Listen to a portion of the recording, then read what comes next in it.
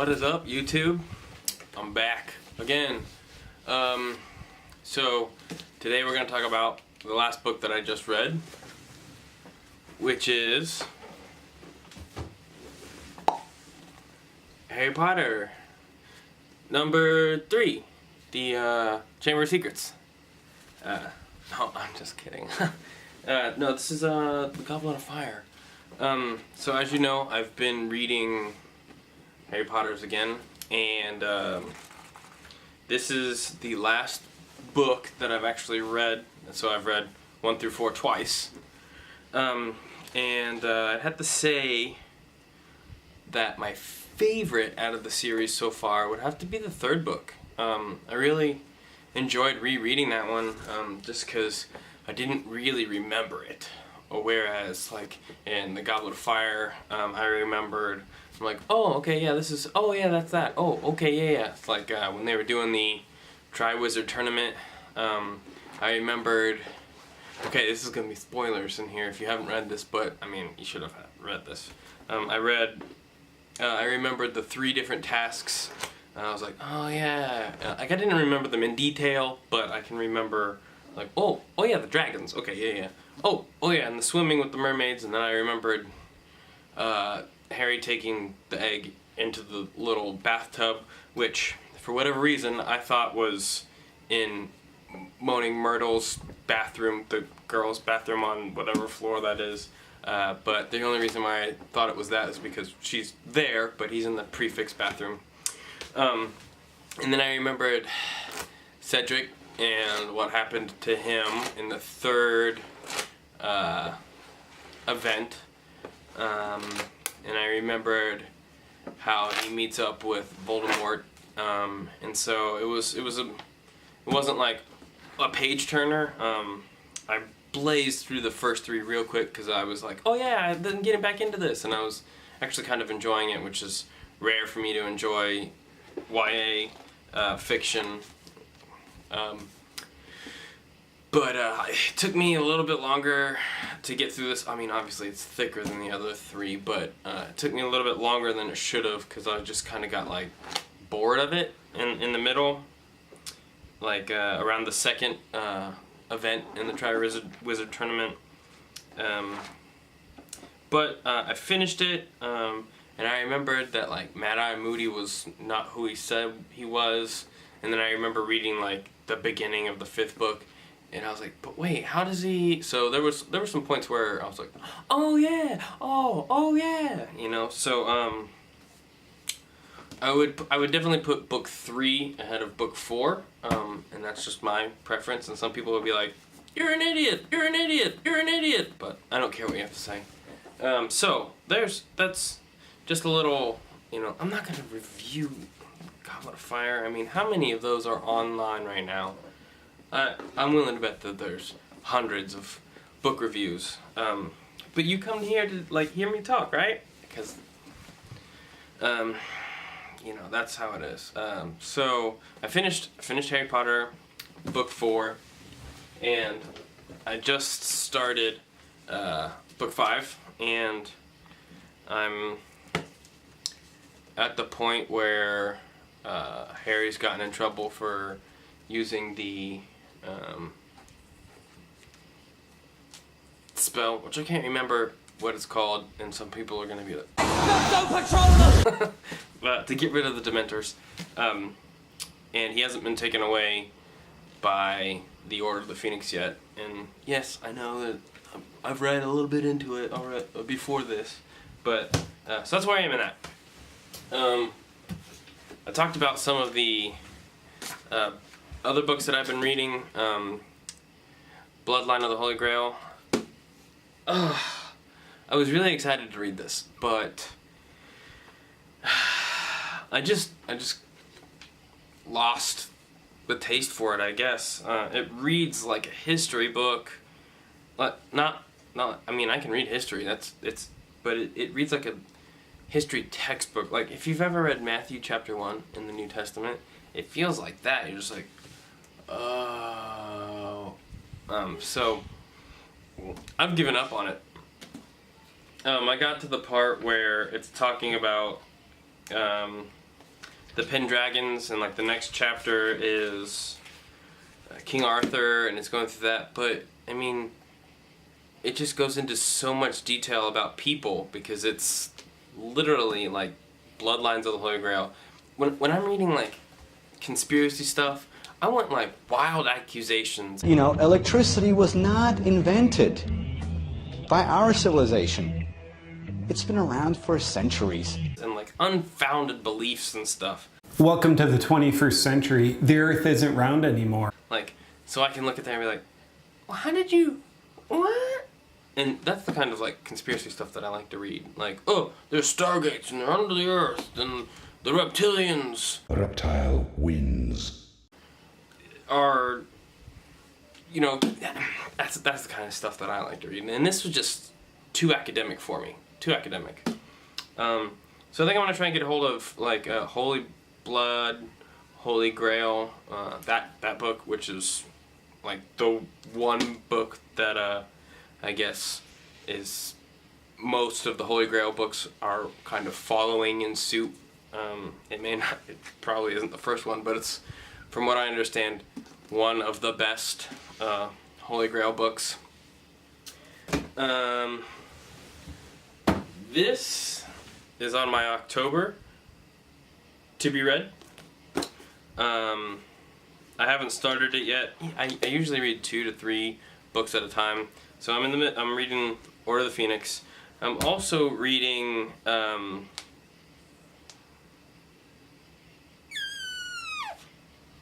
Ted Williams, I believe is the author's name. I don't have the book with me here. Otherland, I think, is the name of it. Here, I'll put up a picture in this general area. It's about, so far, it's about virtual reality and how everyone is just kind of like engrossed in this whole virtual reality world. I've read Ready Player One. It's got a similar feeling to that. How they're all like connected to the net. I mean, it doesn't make any references to Oasis or anything because this was definitely written well after the book that I'm reading now. But it's interesting. It's the main characters are South African, which is really cool because I've never read any kind of fiction that isn't like America-centric, and so it's really cool to kind of get into the whole mindset of like South Africans. Really exciting to kind of dig into that, and it's a 4-book series, and I'll end up reading all 4 books. We'll just see where that goes. What else is on my to be read? Let me check here. I got a couple here. I'm gonna read Haunting on Hill House. This is my October list. Haunting on Hill House, Turn of the Screw, The King in Yellow. I mean, I'm a huge Cthulhu fan, and yes, that's how it's pronounced, Cthulhu. King in Yellow. I'm gonna read Graveyard Apartment and City Infernal. Those are my like October list of books to be read. I don't have any of those.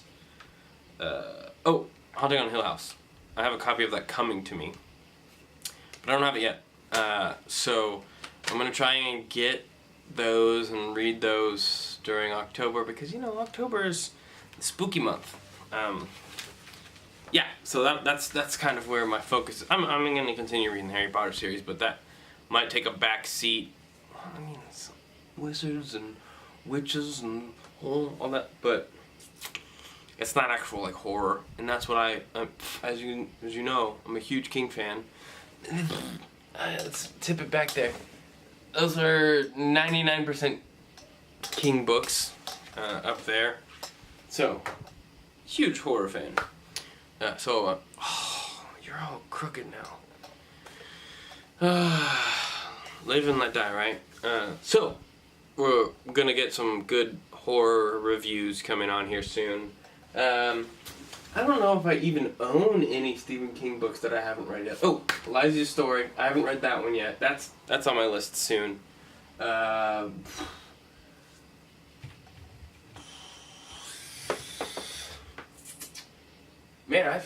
I haven't read Cujo. I should do that one.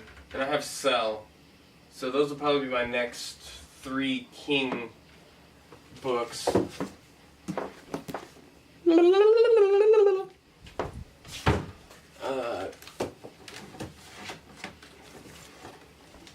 Look at this one. Cujo. And what was the other one I said? Oh, yeah.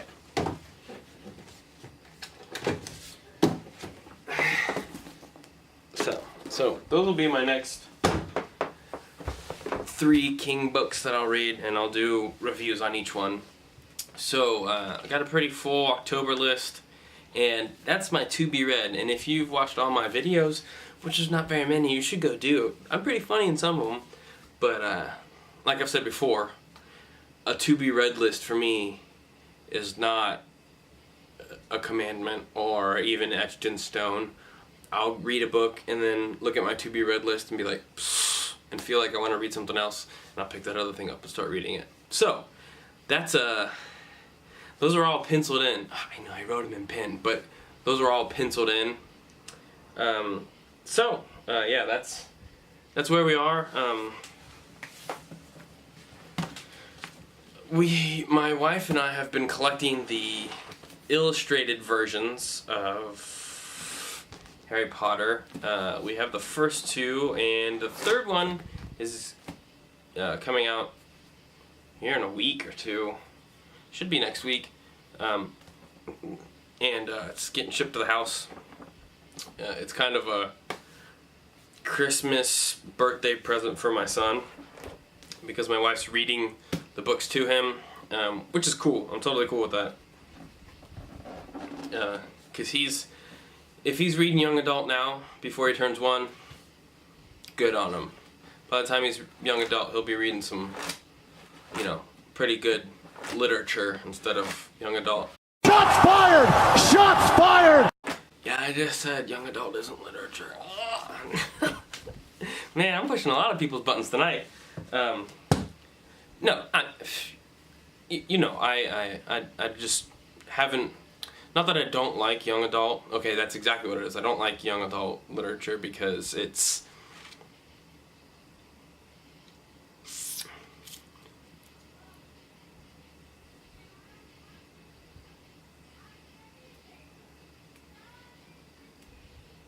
I can't think of the word.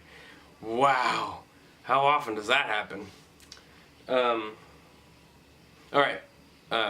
But it's just... I struggle to read through it like, okay, these middle school teenage kids are saving the world. I know it's like fiction's supposed to be something that's like not fact, non-fiction, fiction, but it's just I can't suspend my disbelief that far to believe that teenagers are saving the world. And you're like, but Phil, you're reading Harry Potter. Harry Potter, a teenager, saves the world like 7 times. You're like, okay, but it's a cultural text. You can't not know Harry Potter. So, who knows? After I finish the Harry Potter series, I might be like, let's try another young adult novel. But I'd put money on it that I'm not gonna do that. So, that's kind of it for now. Once I finish another book, I'll review it. Oh, Justin Cronin. Yeah, I'm gonna get those books this weekend. Go to the library and grab those books. And if I don't have both of them, I'll find at least one of them so that I can hold it in front of you and be like, here it is. And I will do a 10-20 minute review over the last 2 books in that series. So, I usually give star ratings or whatever on the books that I've read. So, Bloodline of the Holy Grail. I give it half a grail out of 5 grails. I just couldn't get through it. To you, could be a great read. To me, Harry Potter and the Goblet of Fire. 3.5 grails out of 5 grails. Pretty good, but I mean, I'd suggest that people read it, but not my favorite one. So, yeah, that's where we are and where we're going. So, you know, until next time, back to the book.